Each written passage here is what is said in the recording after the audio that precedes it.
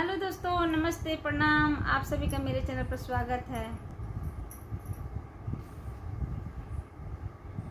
कहाँ से आवलन सदा शिव, कहाँ से आवे सतनाम, कहाँ से आवे सतनाम, कहाँ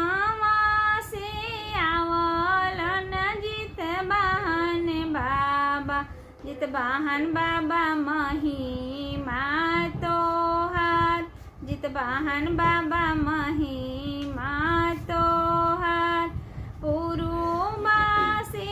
आवलन सदा शिव, पश्चिम से आवे सतनाम, पश्चिम से आवे सतनाम, पश्चिम से आवे सतनाम, पश्चिम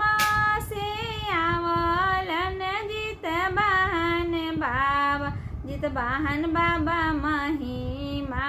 तोहार, जित बाहन बाबा महिमा तोहार,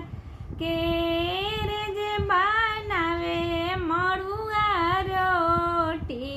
केरे बनावे नोनी साग, केरे बनावे नोनी साग, केरे चौकटिया धैले खाड़ा, आशा लागल हो तोहार, आशा लागल हो हमार, सासूजी बनावे मड़ुआ रोटी,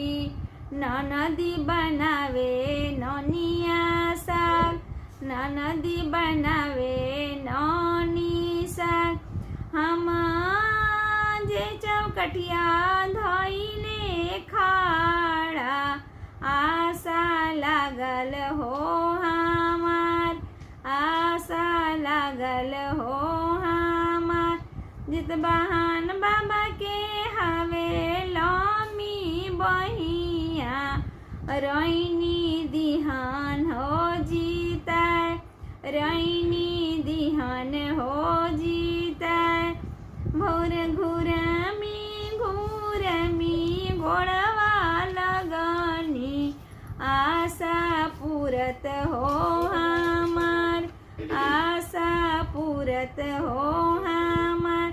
घुरमी घुरमी घोड़वा लगबू, आशा पूरत हो हमार, आशा पूरत हो हमार। दोस्तों, वीडियो अच्छा लगे तो लाइक कीजिएगा, शेयर कीजिएगा, सब्सक्राइब कीजिएगा और कमेंट के माध्यम से बताइएगा कैसा लगा ये गीत। Thank you.